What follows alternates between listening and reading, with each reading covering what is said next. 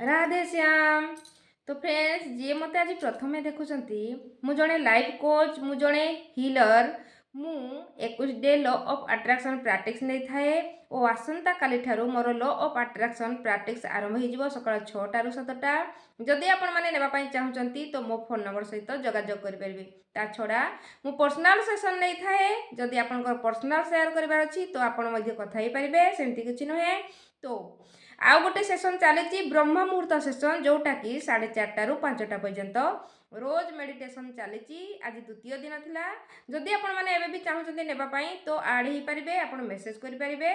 तो देखंतु लाइफ रे जतिकि भी सिचुएशन आसुची, जतिकि भी परिस्थिति अछि, तो लाइफ रे तो सिचुएशन रहिबो, किंतु प्रत्येक टी सिचुएशन रु आपण केमिति बाहरी पारिबे से लॉ ऑफ अट्रैक्शन रे प्रैक्टिस द्वारा कुहा जाय थाए।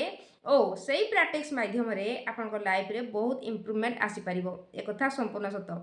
जदि आपण चाहते हेल्थ, वेल्थ, कैरियर, रिलेशनशिप मजबूत करबा पई, सबुठी ग्रो करबा पई, तो आपण माने निहाती आड ही पारिबे। सेठी निजो पई किछि भी समय इन्वेस्ट करंतु, किछि नुआ सिखि नियंतु, किछि नुआ जानंतु। कारण आमे एमिति भाबी थांती मो लाइफ रे काहे की परिस्थिति आसुची और सेही परिस्थिति भितरे निजको ढांकी नियंती और सेही परिस्थिति रो बाहरी पारंती नाही।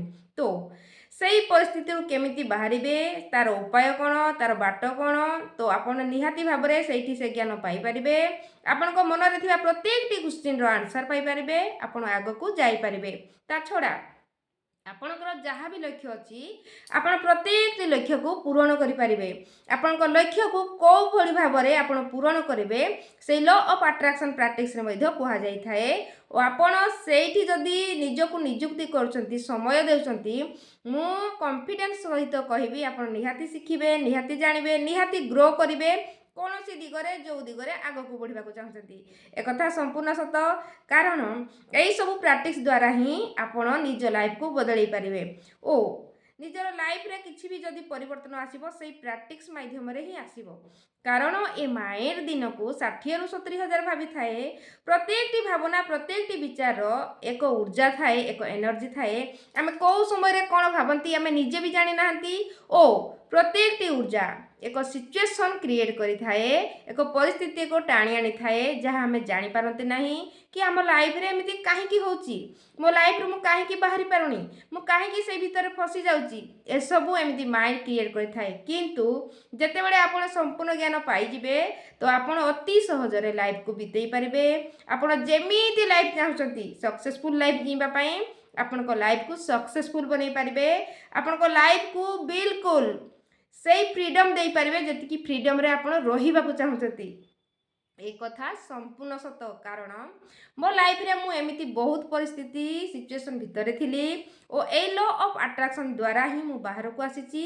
और मु जेबेटू मो लाइफ को इम्प्रूव कर सारी तो मु भावी मु भी लोक मान लाइफ को इम्प्रूवमेंट रे आनिबी, समस्त लाइफ को किछि बदलैबा पई चेष्टा करिवि।